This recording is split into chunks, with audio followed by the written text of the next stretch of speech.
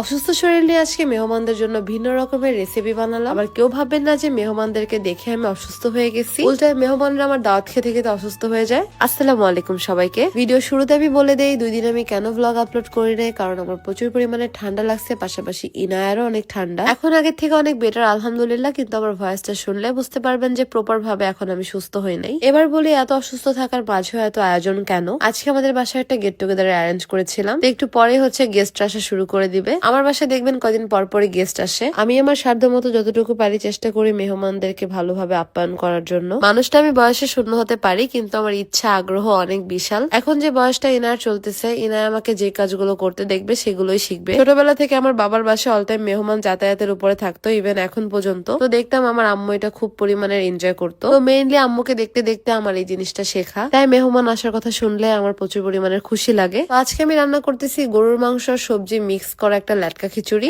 আপনারা একটা জিনিস ভুলে গেছেন, আমার কিন্তু ঠিকই মনে আছে 17 জানুয়ারি আমি একটা পোস্ট করেছিলাম, যেটাতে আমি লিখেছিলাম ক্যাপশনে যে 5 মাসের ভিতরে আমি শুকিয়ে যাব, মানে মে মাসের ভিতরে। তো যেই বলা সেই কাজ, আমি কিন্তু আমার সেই রাস্তা অনুসরণ করে হাঁটতেছি। জিএলএইচও ম্যাজিক্যাল স্লিমিংটা যেহেতু আমি খাচ্ছি, তাহলে তো আর কোনো ব্যাপারই না আমার জন্য। এটা এক এক করে সবকিছু দিয়ে নিচ্ছি। আর আজকে আমি রেসিপিটা শেয়ার করতেছি না, এই রেসিপিটা আমি আরেকদিন শেয়ার করব। যদিও এই রেসিপিটা আমি আগে একবার পেজে শেয়ার করেছিলাম যখন ইনায়া পেটে ছিল, বাট এবার হচ্ছে আবার শেয়ার করব নতুন করে আরেকদিন যখন বানাবো। খিচুড়ি হতে হতে আরেক চুলায় হচ্ছে আমি আরেকটা রেসিপির জন্য সবকিছু রেডি করে ফেলতেছিলাম। মাঝে মাঝে একটু নাড়াচাড়া করতেছিলাম জানি পাতিলের তলায় লেগে না যায়। গেস্টরা আসতে আরো 2.5 ঘন্টার মতো লাগবে, তো ভাবলাম যে হাতে যেহেতু সময় আছে, তাহলে এই ফাঁকে আমি আরেকটা আইটেম বানাই ফেলাই। সেটা হলো চিকেন স্যান্ডউইচ। নোবেলের জন্য অল টাইম যেহেতু আমার পিজা, পাস্তা, মিট বক্স এগুলো বানানো লাগে, তো অল টাইম বাসায় সবকিছু থাকে। তাই ভাবলাম যে গেস্টরা যখন আসবে তখন তাদেরকে একটু খেতেও দিতে পারবো, তাহলে বানাই ফেলি। তো আমি একটু টেস্ট করে দেখতেছিলাম যে সবকিছু পারফেক্ট আছে কিনা। অলরেডি এক এক করে সবাই আসা স্টার্ট করে দিচ্ছে। আপনাদের ইনায়া সোনা বেশি মানুষের মাঝে থাকতে খুবই পছন্দ করে। সবাই অবশ্যই মাশাআল্লাহ লিখবেন ইনায়াকে দেখে। ও আরেকটা কথা বলতে ভুলে গেছি, আপনাদের ইনায়া সোনাও কিন্তু এখন আলহামদুলিল্লাহ সুস্থ আছে। যেহেতু এসে বসছে, ডিনার টাইম ওরও দেরি আছে, তো বাসায় যা যা ছিল আমি পাটিসাপটা বানিয়েছিলাম, পাটিসাপটা বের করে দিয়েছি। তারপরে এখানে স্যান্ডউইচ ছিল, স্যান্ডউইচও খেতে দিছি, সাথে পেয়ারা দিছি, বড়ো দিছি, মানে অনেক কিছু খেতে দিয়েছিলাম। এরপর রাতে সবাই ডিনার করতে বসে পড়ে আমার হাতে ল্যাটকা খিচুড়ি দিয়ে। আসলে আমি এতক্ষণ যে গেস্ট গেস্ট বলতেছিলাম শুধুমাত্র আপনাদেরকে একটু ইন্ট্রোডিউস করিয়ে দেওয়ার জন্য।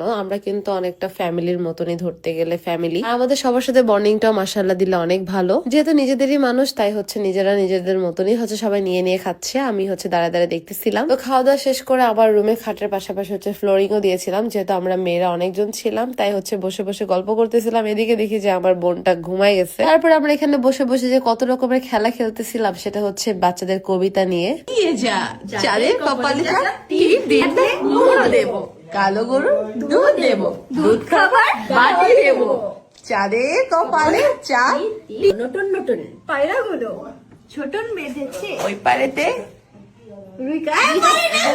এরপরে মাঝখানে আমি একবার কফি বানাই সবার জন্য, এটার ফুটেজটা নিতে আমার মনে নাই। তো যাই হোক না কেন, তারপরে হচ্ছে আমি ভাবছি সবাইকে চিপস মাখা খাওয়াবো, এই জন্য হচ্ছে সবাইকে দিয়ে একটু কাজ করাচ্ছিলাম। সবার জন্য চিপস মাখা বানাতে গেছিলাম, কিন্তু এখানে দেখি যে আমি মাখাতে পারতেছি না। এরপর আমি চেঞ্জ করে বড় একটা গামলা নিয়ে আসলাম। তো এই আর কি, এই ছিল আজকের মতো ছোট্ট একটা ভিডিওটি ভালো লাগলে অবশ্যই কিন্তু আমার পেজটাকে ফলো করে ফেলবেন, সবগুলো ভিডিওতে লাইক কমেন্ট শেয়ার করে ফেলবেন। আবার দেখা হবে আগামী ব্লগে। আল্লাহ হাফেজ সবাইকে।